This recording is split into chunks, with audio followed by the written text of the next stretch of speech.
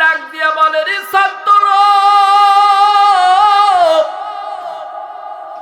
সকালবেলা তুমি খালি পায়ে আসছো, আমার বড় কষ্ট লেগেছে বাবা। এই যে খাটের নিচে আমার জুতা, এই জুতাটা তুমি পরে বাসায় যাইবা, আবার বাসা থেকে মাদ্রাসা আসবে। আল্লাহু আকবার। কি বড় দরদ! এই এলাকাবাসী, ও যুবক ভাই, বৃদ্ধ বাবাজিরা, পর্দার আড়ালের বাপ, একজন শিক্ষক ছাত্রের প্রতি কত দয়ার মায়া। তোমরা তো দয়া মায়া দেখো না। শিক্ষকের যদি কোনো দুষ্ত্রুটি দেখো, সেটা চাষতলে রাস্তাঘাটে বলে বলে বেরাও, আর বলে এই ওস্তাদকে রাখা যাবে না। কথা ঠিক কিনা? এখনো শিক্ষককে চিনো নাই রে যুবক। ও যুবক ভাই, পর্দার আড়ালের মা, উস্তাদকে এখনো চিনলা না? উস্তাদ যে কত দামি সম্পদ। ডাক দিয়া বলে, ছাত্র, যাও যাও, তোমারে জুতা দিয়ে দিলাম, জুতাটা নিয়ে তুমি বাসায় চলে যাও। মাঝে মধ্যে আমার ভাইয়েরা প্রশ্ন করে, হুজুর, মাদ্রাসায় পড়ালে ছাত্র লাভটা কি? বলে কিনা? বলে কি হবে হুজুর? আমি বলবো, মাদ্রাসাতে পড়ালে দুনিয়াতেও লাভ, আখিরাতেও লাভ। জেনারেল শিক্ষা শিক্ষিত হলে দুনিয়াতেও ক্ষতি, আখিরাতেও তাদের ক্ষতি। কথা ঠিক কিনা বলে? যদি আপনি পরীক্ষা করতে চান, আগামীকাল একজন স্কুলের স্টুডেন্ট রাস্তা দিয়ে হেঁটে যাবে, আপনিও যাবেন, দেখবেন আপনার মনটা চায় না যে এই ছাত্রকে একটা সালাম দেই, সম্মান জানাই। কিন্তু খোদার কসম, একটা মাদ্রাসার ছাত্র যদি হেঁটে যায়, আপনার অজান্তে আসসালামু আলাইকুম হুজুর সাহেব, কেমন আছেন? কথা ঠিক কিনা বলেন? ইয়াতে বোঝা গেল, মাদ্রাসার ছাত্র মাদ্রাসা পড়ালে দুনিয়াতেও লাভ, আখিরাতেও বড় লাভ।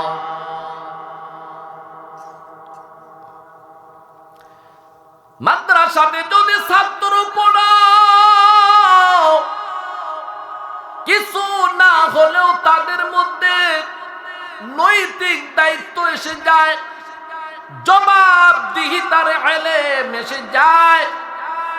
আর জবাবদিহিতা এমন একটা আমল, এই আমল যদি কোনো মানুষের মধ্যে এসে যায়, 5 ওয়াক্ত নামাজের আযান শোনার পরে তার বিবেকে বলবে, মুসলমান চ মসজিদে যায়। কথা ঠিক কিনা বলে? যাদের বিবেক নাই তারা করবে না। মাদ্রাসাতে পড়লে বিবেক হয়, জবাবদিহিতার একটা ভয় হয়, আমি কি জবাব দেব। কিন্তু একটা মুসলমান যদি এটা বলে যে আমি আল্লাহর দরবারে কি জবাব দেব, আমার মনে হয় ও জীবনে কোনোদিন ওর গোলাতে ছুরি আসবে তো ও দাড়ি কাটবে না। কথা ঠিক কিনা বলেন? রাসূলের সামনে আমি কি জবাব দেব? এই জবাবদিহিতার ভয় যদি তার ব্রেনের মধ্যে ঢোকে, তাহলে ও কোনো দিন মসজিদের আযান শোনার পরে সে নামাজ কাজা করবে না। কথা ঠিক কিনা বলেন? ওস্তাদ বলেছে, ছাত্র যাও, জুতা নিয়ে যাও, আগামীকাল আবার যখন মাদ্রাসা আসবা, ওই সময় তুমি জুতা পরে মাদ্রাসা আসবা। এবার সন্তানটি চিন্তা করে, না না, উস্তাদের জুতা পায়ে দিব, বড় বেয়াদবি হয়ে যায়। আল্লাহু আকবার। ছোট একটা বাচ্চা, তার কাছে কত বড় বিবেক। এ মুসলমান, তোমার কাছে বিবেক কই? একটু নিজেকে প্রশ্ন করো, আমার কাছে কোনো বিবেক আছে কিনা? আল্লাহর দেওয়া জান, আল্লাহর দেওয়া মাল, আল্লাহর জমিনে বসবাস করো, আল্লাহর দেওয়া চাঁদের আলো সূর্যের আলো ভক্ষণ করো। কই আল্লাহ তাআলার একটুকু জবাবদিহিতা তোমার কাছে আসলো না? কেমন করে আমি আল্লাহর নিয়ামত, আল্লাহর অনুগ্রহ পান করে খাইয়া আমি আজান দিবে মসজিদে যাব না? হতেই পারে না। কথা ঠিক কিনা বলে? এরে হতভাগা, তোমার মতো হতভাগা দুনিয়াতে আর কেউ নাই। ফজরের আজান হয় আর তুমি ভ্যানলিয়া বের হও। কে তোমাকে শক্তি দিয়েছে? ভ্যানলিয়া তুমি ভাড়া কাটতে যাও। তোমার আবেগ, তোমার জ্ঞান একটু কি কাজ করলো না? আমার আল্লাহ ডাক দিয়েছে, না না ব্যবসাতে দেরি করে যাই, কিন্তু আমার আল্লাহ যেহেতু ডেকেছে, তার নাজ নিয়ামত আমি ভক্ষণ করি, অবশ্যই আমাকে মসজিদে যাইতে হবে। কথা ঠিক কিনা বলে? মাকুন সুস্তি নামাজে পাঞ্জেগানা ফাওয়াইলুল লিল মুসাল্লিন আল্লাযিনা বুমিনারা ইনামাজে ইমদাদে দাত ইস্তাইনু আয়াতে কুরআবা খা আয়াতে কদ আফলাহারা ইয়াদকুল কমর কুন্দার মানি আজ দিল সাদিকুন। আল্লাহু আকবার। মাদ্রাসার তালিবে ইলম মাঠের মধ্যে দিয়া রওয়ানা, চিন্তা করতেছে না না আমার উস্তাদের জুতা বড় সম্মানী, উস্তাদের জুতা আমার পায়ে দেওয়া বড় বেয়াদবি। জুতাটারে হাতে নিয়া বগলের মধ্যে করে সামনের দিকে অগ্রসর হয়, ঘর পর্যন্ত অগ্রসর হয়। বাড়িতে গিয়ে জুতাটারে সুন্দর করে খুলেতে সিলাই। এখনো দেখবেন মাঝে মধ্যে আমরা চামড়ার জুতা না, এখন কিন্তু সুতির জুতা, কাপড়ের জুতা নেমেছে। ওই তৎকালীন জামানায় এমন একটা জুতা ছিল, কাপড়ের জুতা, সিলাই করে এসেছিল, সিলাইটারে খুলে ফেলছে, সুন্দর করে তেল সোটা সাবান দিয়া পরিষ্কার করে মাকে ডাক দিয়া বলে, রে মা, এই যে কাপড়ের টুকরা, মা আমারে সুন্দর করে একটা টুপি বানাইয়া দাও। আল্লাহু আকবার। মা ডাক দিয়া বলে, সন্তান এমনি তো টুপি ক্রয় করে দিতে পারি বাবা, তুমি আবার এই কাপড় দিয়ে কেন বানাবা? বলে, মা তুমি বুঝবা না, এটা যে আমার উস্তাদের পায়ের জুতা, আমি পায়ে না দিয়া আমি মাথায় দিতে চাই। আগামীকাল আবার মাদ্রাসা আসতেছে, উস্তাদ বারান্দায় দাঁড়াইয়া দাঁড়াইয়া তামাশা দেখতেছে। সব সন্তানের পায়ে জুতা, কিন্তু ওই সন্তান যাকে আমি জুতা দিছি তার পায়ে তো জুতা নাই। কি ব্যাপার? সে কি বেয়াদবি করলো? আমার কথা তো মানলো না, কমন তো মানলো না। এক পর্যায়ে সন্তানটিকে ডাকিয়া বলেন, এ বেয়াদব সন্তান, আয় আয়, কালকে না তোরে আমি জুতা দিলাম, কই জুতা কি করছো? আবার তুই খালি পায়ে শিশিরের মধ্যে দিয়ে, ঠান্ডার মধ্যে দিয়ে হেঁটে আসতেছ। উস্তাদ এই অবস্থা দেখে অনেক মারধর করে, ছাত্র যা চোখের পানি ফেলাইয়া দেয়, কিন্তু বলে না। এক পর্যায়ে বলে বলতে পারবো না। ছাত্র উস্তাদের কাছে আসা বলতেছে, উস্তাদ জি, আপনার ব্যাপারে রাস্তার মধ্যে কানা ঘোষা হয়। বলে, কি কানা ঘোষা হয়? বলে, কিছু সংখ্যক মা বোনেরা বলেছে আপনি নাকি রাত্রে 500 রাকাত নফল নামাজ পড়ে। আবু হানিফা রহমাতুল্লাহি আলাইহি বলতেছেন, ওই দিন থেকে ওই মানুষের ধারণা আমি ইমামের উপর যেন খারাপ না হয়, আমি 500 রাকাত নফল নামাজ রাত্রে পড়া আরম্ভ করে দিলাম। আর একদল ছাত্র এসে বলতেছে, উস্তাদ জি, ওইখানে আলোচনা হইতেছে, আপনি বলে রাত্রে 1000 রাকাত নফল নামাজ পড়েন। উস্তাদজি বলে যেই দিন থেকে আমি শুনেছি ওই দিন থেকে আমি 1000 নফল নামাজ রাত্রে পড়া আরম্ভ করে দিয়েছি। ইমাম আবু হানিফা কোন সেই ইমাম জানো? রাস্তা দিয়া হাঁটতেছে, দুই দিক থেকে মানুষের কানাগোনা জানো? বলে উনি হলো ইমাম আবু হানিফা। বলে তার গুণ কি? বলে সে পুরা রাত তাহাজ্জুদের মধ্যে দিয়ে কাটায় দেয়। ইমামে আবু হানিফা রহমাতুল্লাহি আলাইহি বলেন ওই দিন থেকে আমি তাদের ধারণা আমার উপর যেন খারাপ না হয়, এই জন্য আমি পুরা রাত তাহাজ্জুদের মধ্যে দিয়ে কাটায় দেই। এখান থেকে আসছে ওই ইমামে আবু হানিফা রহমাতুল্লাহি আলাইহি 40 বছর পর্যন্ত এশার ওযু দিয়া তিনি ফজরের নামাজ পড়েন। লাকাদ জানাল বিলাদা ওয়া মান আলাইহা ইমামুল মুসলিমিনা আবু হানিফা। আবু হানিফা বুদ ইমামে বাসফা সিরাজে উম্মাতানে মুস্তাফা। এর হলো ইমামে আবু হানিফা রহমাতুল্লাহ আলাইহি আদর্শ। এই ইমাম আবু হানিফা রহমাতুল্লাহি আলাইহির উস্তাদের নাম হাম্মাদ রহমাতুল্লাহি আলাইহি। স্বামী স্ত্রী ঘুমায় আছে, শুয়ে আছে, এক পর্যায়ে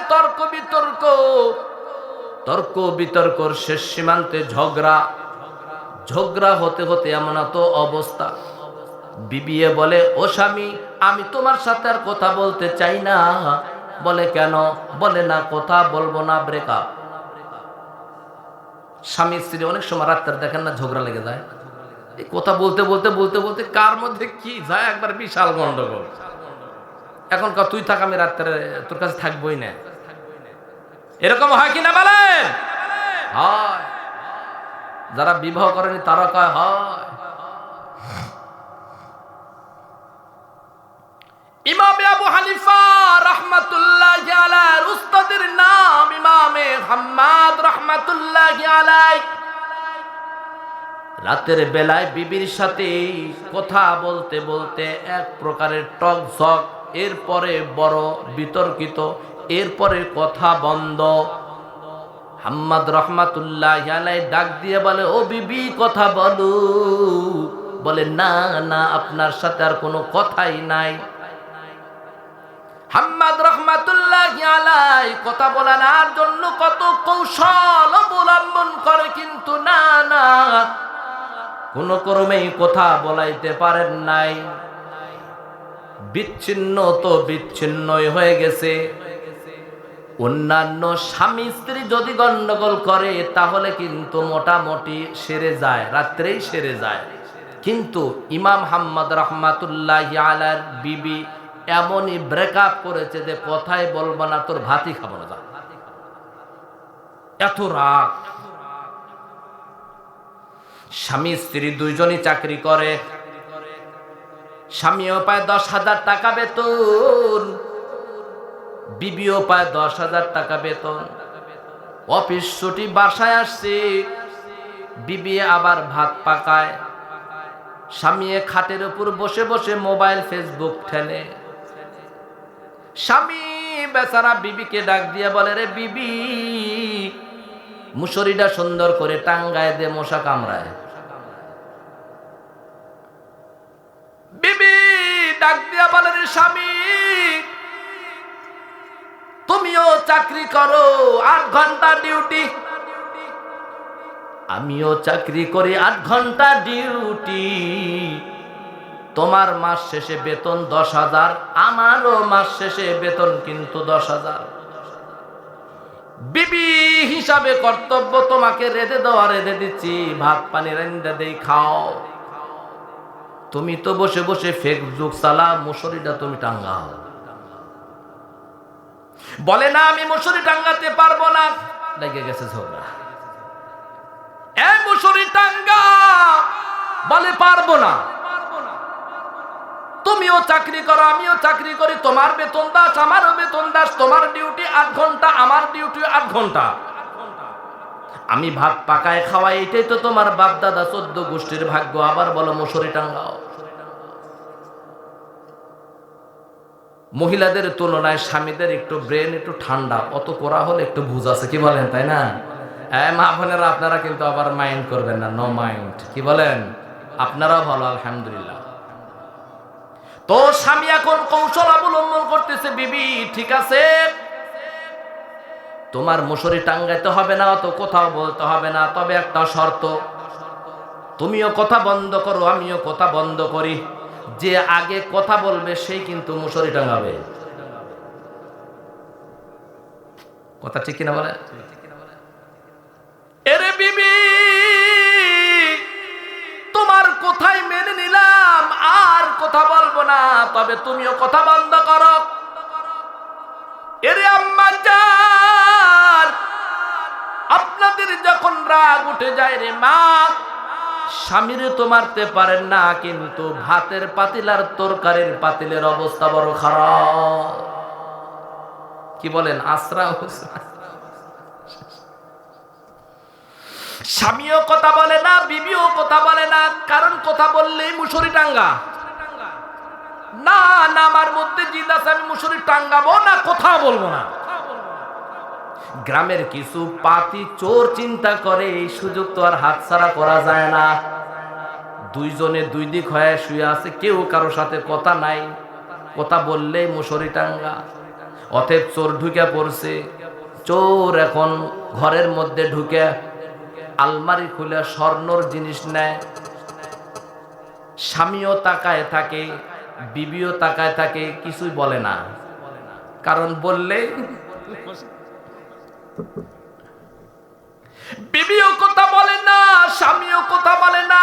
চোর নিজের মনের খুশিতে স্বর্ণ চাঁদি যা কিছু আছে সব কিছু ব্যাগের মধ্যে ভরে, বস্তার মধ্যে ভরে। জামা কাপড় যখন নিচ্ছে তখন তাকায় দেখতেছে, কিন্তু কথা বলে না। জিদ একটাই, কথা বললেই মশারি টাঙ্গা। বিবি বলে যাক, স্বর্ণ চলে যায় যাক, জামা কাপড় চলে যায় যাক, কিন্তু আমি কথা বলে মশারি টাঙ্গাবো না, তো টাঙ্গাবই না। এক পর্যায়ে চোর যখন সব চুরি করে নিছে, চুরি করে নেওয়ার পরে এখন চিন্তা করতেছে ভাতের পাতিলটাও নেই গা, রাত তো অনেক হয়ে গেছে। চোর বেচারা সোনা চাঁদি জামা কাপড় নেওয়ার পর চিন্তা করেছে ভাতের পাতিলটাও নিয়ে যাই, খানা খাবো, রাত তো গভীর। এবার চোর যখন ভাতের পাতিলটা মাথায় নেয়, আম্মা জান ডাক দিয়া বলে, ও চোর ভাই, তুমি স্বর্ণ নিয়ে যাও, চাঁদি নিয়ে যাও, কোনো সমস্যা নাই, 8টা পর্যন্ত ডিউটি করেছি, বড় ক্ষুধা, তুমি ভাতের পাতিলটা নিও না। স্বামী বলে, বিবি মশারি টাঙ্গাও। বুঝার নেই কথা? দুনিয়ার মানুষ স্বামী স্ত্রী ঝগড়া লেগেছে, কোনো না কোনো ভাবে ঝগড়া মিটে গেছে, কিন্তু ইমাম হাম্মাদ রহমাতুল্লাহি আলাইহির বিবি এত রাগ করছে যে গায়ে হাত দিলে পারে কারেন্টের মতন শর্ট। কি ব্যাপার? বলে কোথায় নাই। হাম্মাদ রহমাতুল্লাহি আলাইহি কথা বলানোর জন্য কৌশল অবলম্বন করেছে। বলে, ও বিবি, সুবেহে সাদিকের আগ পর্যন্ত তোমার সময় বেঁধে দিলাম, যদি তুমি কথা বলো তোই তো ভালো, আর যদি না বলো তাহলে কিন্তু তালাক। বিবি ডাক দিয়ে বলে, স্বামী হয় আমি তালাক, আপনার ঘর সংসার আর করব না, আপনার ভাত খাওয়ার আর আমার ইচ্ছাই নাই, জীবনে অনেক সহ্য করেছি, আর সহ্য করা যাবে না। হাম্মাদ রহমাতুল্লাহি আলাইহি রাগের মাত্রা দেখার পরে বিচলিত হয়ে গেলেন, চিন্তিত হয়ে গেলেন। এদিক সময় তো চলতেছে, কারণ শোবে সাদেক হলে বিবিটা আমার হাত ছাড়া হয়ে যাবে, তালাক। হাম্মাদ রহমাতুল্লাহি আলাইহি চিন্তা করতে করতে হঠাৎ করে মনে হলেও আমার একটা ছাত্র আছে, এই ছাত্রর নাম ইমামে আবু হানিফা রাহমাতুল্লাহি আলাইহি। হাম্মাদ রাহমাতুল্লাহি আলাইহি রাতের গভীরে ভয় নাই, কোনো চিন্তা নাই, টেনশন নাই, চলছে ছাত্রর বাড়ি ইমাম আবু হানিফার নিকটে। দরজাতে লক করে বলে, আবু হানিফা আসনি। বলে উস্তাদজির কণ্ঠর মতো লাগে, লাব্বাইকা সাদাইক। কে? উস্তাদজি। বলে হ্যাঁ আমি তোমার উস্তাদজি। এত গভীর রাত্রে কেন? বললেই তো আমি আপনার কাছে যাইতে পারতাম। হাম্মাদ রাহমাতুল্লাহি আলাইহি বলে, উস্তাদজি না না, এ আবু হানিফা, বিপদে না পড়লে কি আর বাবা এত রাত্রে আসি? উস্তাদজি কি বিপদে পড়েছেন? বলে দেখো না, তোমার খালাম্মা এত রাত আলাপ করতে করতে, রসিকতা করতে করতে এক পর্যায়ে দুজনের মধ্যে তর্ক বিতর্ক হয়, সেখান থেকে কথা বন্ধ। আমি কৌশল অবলম্বন করে বললাম, ও বিবি, সুবে সাদেকের আগে যদি তুমি কথা না বলো তাহলে তুমি কিন্তু তালাক। আমি গায়ে হাত দিলে শর্ট করে, আমি পারলাম না, কিন্তু সময় তো আমার জন্য বসে থাকে না। তুমি আমার ছাত্র, গভীর রজনীতে বড় আশা নিয়ে আসছি বাবা, আমার থেকে তোমার জ্ঞানের তাৎপর্য অনেক ঊর্ধ্বে। আল্লাহু আকবার। ইমাম আবু হানিফা রাহমাতুল্লাহি আলাইহি ডাক দিয়া বলে, ওস্তাদজি কোনো টেনশন করবেন না, যান যান, আপনি যান, একটা সমস্যা সমাধান হয়ে যাবে। আল্লাহু আকবার। নাকে তেল দিয়ে আপনি ঘুমাবেন, ল্যাপ খেতা তুষক কম্বল গায়ের উপর দিয়ে ঘুমাইবেন। আম্মা জান যদি আপনাকে ডাকে আপনি লড়বেন না, পাটা ধরে যদি টান দিয়ে খাঁচের নিচে নামায়ও দেয় তারপরও কিন্তু কথা বলবেন না, যান, সমস্যা সমাধান হয়ে যাবে। এবার হাম্মাদ রাহমাতুল্লাহি আলাইহি ছাত্রর কাছে অভিযোগ দিয়া ঘরে চলে আসে। ঘরে আসার পর লাভ খেতা তুষক দিয়া মুখটা ঢেকে শুয়ে আছে, কিন্তু ভাই যতই চেষ্টা করো ঘুম কি আর হয়? বারবার চিন্তা করে, না জানি কোন সময় আজান হয়ে যায়। আবু হানিফার কাছে যাওয়ার আগে তো মোটামুটি একটু কথা বলতে পারতাম, গায়ে একটু হাত দিতে পারতাম, কিন্তু ছাত্রর কাছে যাওয়ার পরে এমন একটা হালত হয়ে গেল, এখন গায়ে হাতও দেওয়া যায় না, কথা বলা যায় না। এমন কি যদি বিবি আমাকে ডাকে তারপরও কথা বলা যাবে না, খাটের থেকে যদি পা ধরে শেষরার নিচে নামা যায় তারপরও কথা বলা যাবে না। বেকায়দা। আগেই ভালো ছিল না, এখন ভালো হলো, এখনই ভালো। কি বড় অশান্তি, রাত গভীর হতে চলেছে। ইমামে হাম্মাদ রাহমাতুল্লাহি আলাইহির কোনো ঘুম নাই, কারণ ফজরের আজান দিলেই তোমার বিবি তালাক। হঠাৎ করে চিন্তা করতে করতে করতে হঠাৎ করে দেখে মহল্লার মসজিদ থেকে আজানের আওয়াজ, আসসালাতু খায়রুম মিনান নাওম।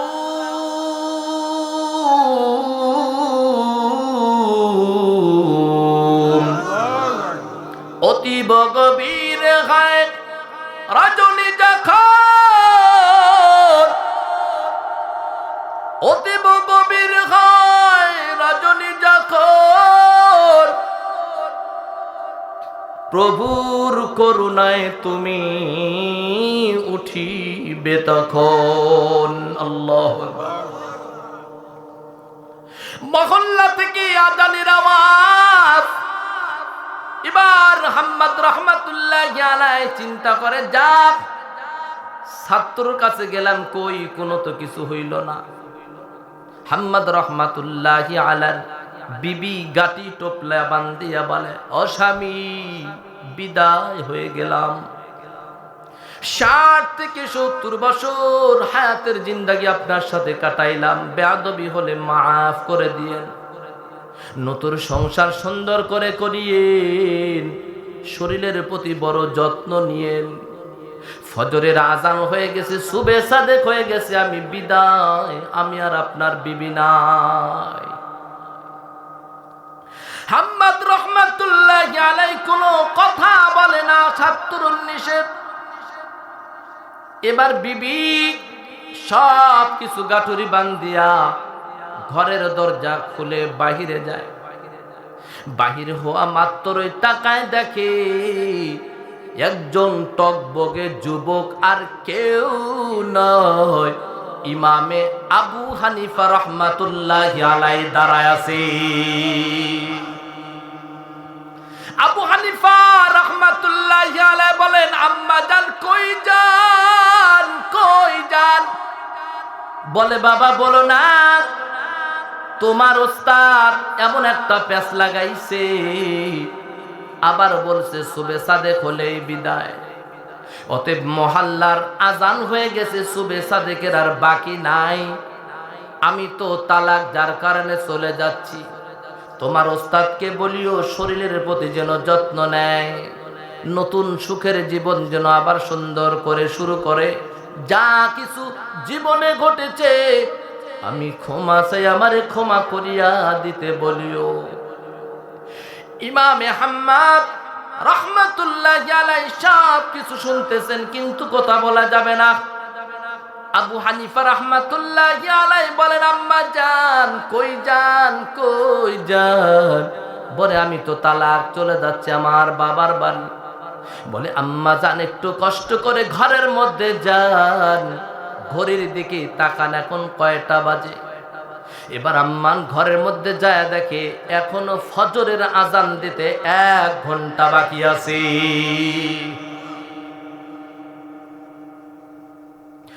এবার আম্মা জান বলে, আবু হানিফা কই, আজান তো হয়ে গেছে। বলে, আম্মা জান এটা তো আমি ফজরের আজান দেই নাই, এই আজানটা হইছে তালাক ঠেকানোর আজান।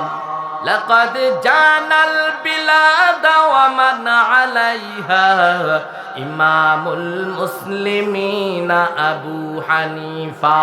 আবু হানিফা বুদ ইমামে বাসফা আসিরাজে উম্মাতানে মুস্তাফা।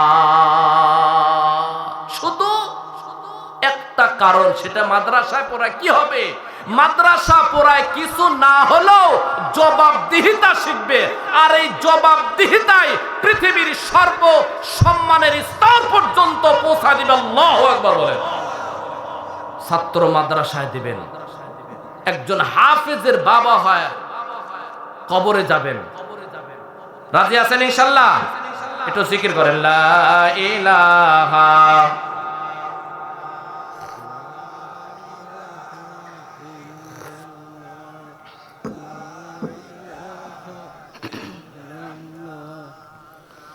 বারোটা বাজে গেছে, এখন ওয়াজ বন্ধ করে দিয়ে মোনাজাত করে দেব না, আরো চলবে? কারা কারা বলতেছেন চলবে? একটু হাত উঠান দেখি। লিল্লাহি তাকবীর। আবার বলেন লিল্লাহি তাকবীর। ওয়াজ শুনতে ভালো লাগে? ঘুম ধরে? বাড়িতে যেতে মন চায়? ওয়াজের মতন ওয়াজ হলে উঠতেও মন চায় না, কথা ঠিক কিনা বলে? জীবনে তো অনেক আলোচনা শুনছেন, আজকেও শুনে যান, ধোলাই হচ্ছে কেবল। সভাপতি সাহেব আছেন না? চলে যাবেন? চলে গেছে, আলহামদুলিল্লাহ। উনি গেলে সমস্যা নাই, উনি গেছে, দিয়েই গেছে, কি বলেন? আর দরকার নেই, দিয়েই গেছে।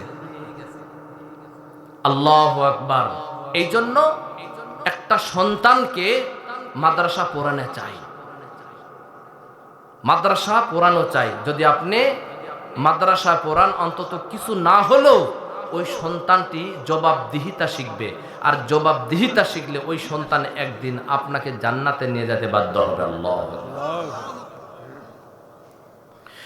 এরে গোপালপুরের আম্মা জান, আমি হাবিবুর রহমান, আমার মা, আমি আমার মায়ের একজন সন্তান, আমি একজন মায়ের সন্তান, আপনিও তো একজন মায়ের সন্তান। এরে আম্মা জান, একটু কান দিয়ে শুনে নেন।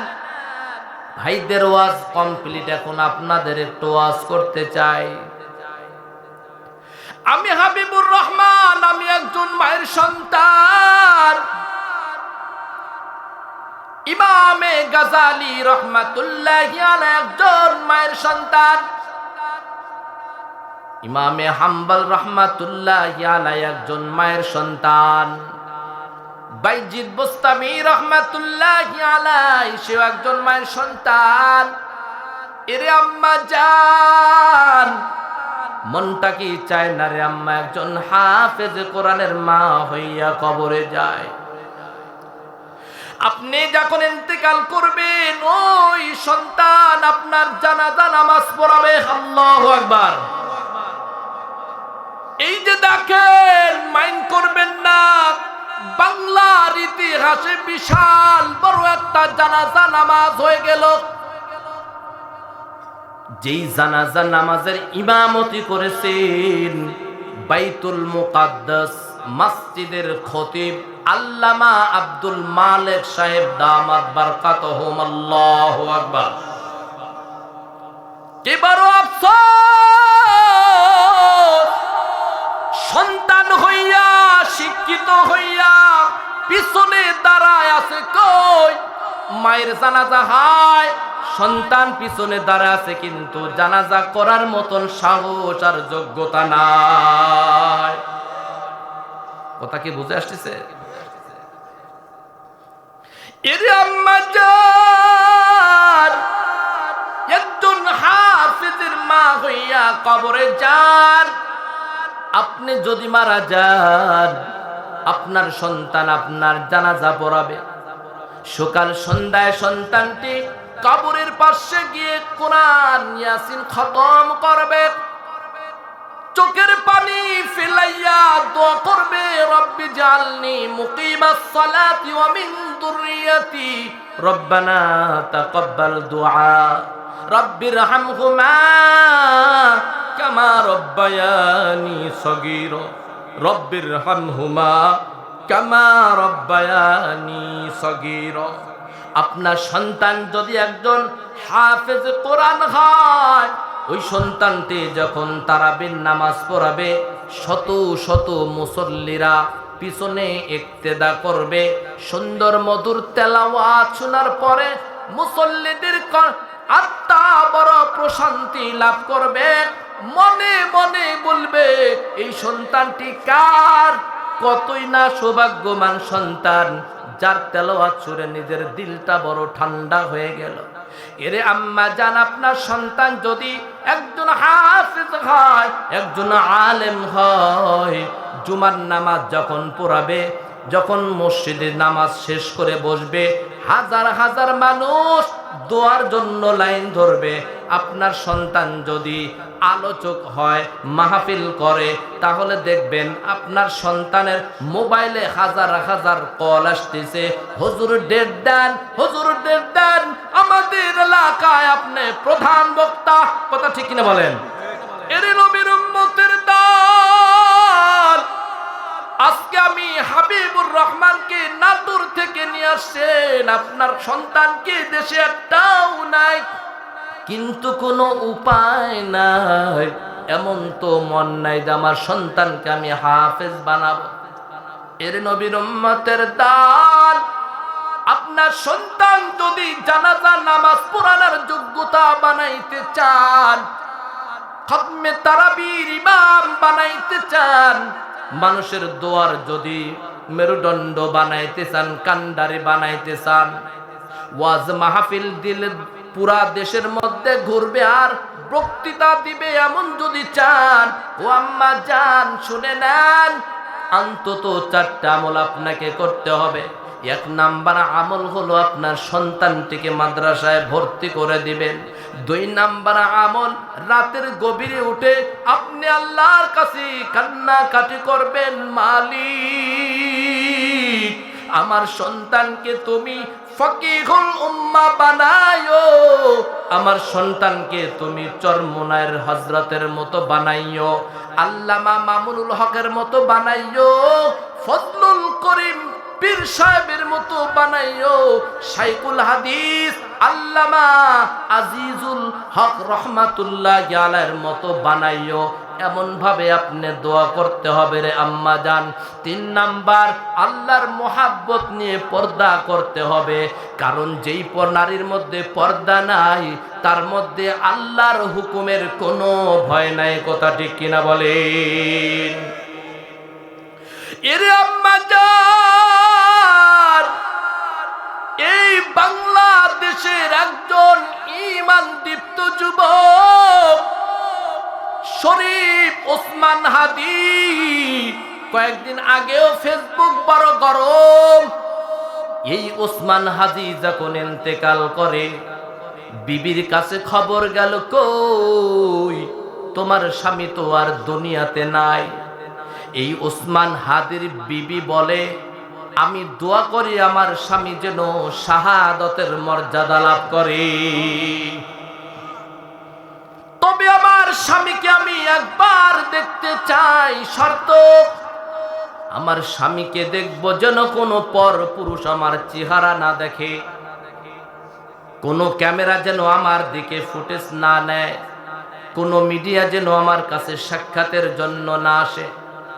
কারণ এই সুযোগটা যদি কোনো মা বোনদের কাছে যায়, ভাইরাল হওয়ার জন্য হলো সাংবাদিক সম্মেলন করত, কিন্তু হাদির স্ত্রী বলতেছে না, আমার চেহারাটা যেন কেউ না দেখে, আমি উঁচা না খাটো, আমি চিকন না মোটা, ফর্সা না কালো, আমাকে দেখতে কেমন, আমার ফিটনেসটা কেমন, কেউ যেন না দেখে। তাহলে কি করতে হবে? বলে, তাহলে আপনাকে সামনে একটা পর্দা দিয়ে দেন, এমন ভাবে পর্দা দিবেন যেন আমাকে কেউ না দেখে।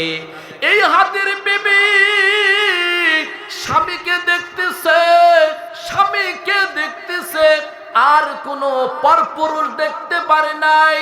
এক পর্যায়ে সবাই গবেষণা করলো, বাংলার জমিনের সব নারীর ঈমান যদি এক পাল্লায় করা হয়, আর ওসমান হাদির ওসমান হাদির বিবির ঈমানটাকে যদি আর এক পাল্লায় করা হয়, তাহলে ওসমান হাদির বিবির ঈমানটা বাংলার সব নারীর ঈমানের চাইতে বড় মজবুত হবে। এরে আম্মা জান, 4 নাম্বার শর্ত, 3 নাম্বার শর্ত, আল্লাহর মোহাব্বত নিয়ে আপনি পর্দা করেন, পর্দার কোনো বিকল্প নাই রে আম্মা জান। 4র্থ নাম্বার, আপনি স্বামীকে বড় মোহাব্বত করেন, স্বামীর খেদমত করেন, যদি আপনি একটা নেককার সন্তান নিতে চান। এরে আম্মা জান, আল্লাহ পাঠাইছে একজন নারী হিসেবে বসবাস করার জন্য নয়, আপনি একজন নারী হিসেবে পরিচয় দিবেন এই জন্য নয়, আপনি একটা ছেলের মা হিসেবে পরিচয় দিবেন এই জন্য নয়, আপনি একজন স্বামীর বিবি হিসেবে পরিচয় দিবেন এই জন্য নয়। এরে আম্মা জান, সমাজ এবং দেশ এবং জাতি এটাই চায় রে আম্মা জান, আপনার থেকে একজন আদর্শ সন্তান দুনিয়ার বুকে আসবে, আপনার দ্বারা সমাজটা আলোকিত হবে। আর আপনি যদি এমনটাই চান, আপনার ছেলে একটা আদর্শ হবে, সমাজটা আপনি আদর্শ করতে চান, আলোকিত করতে চান, তাহলে আপনাকে একটু ত্যাগ স্বীকার করতে হবে আম্মা জান। কেমনটা ত্যাগ? বলে, যেমনটা ত্যাগ স্বীকার করেছেন খাজা মঈনুদ্দিন চিশতি রহমাতুল্লাহি আলাইহি আম্মা।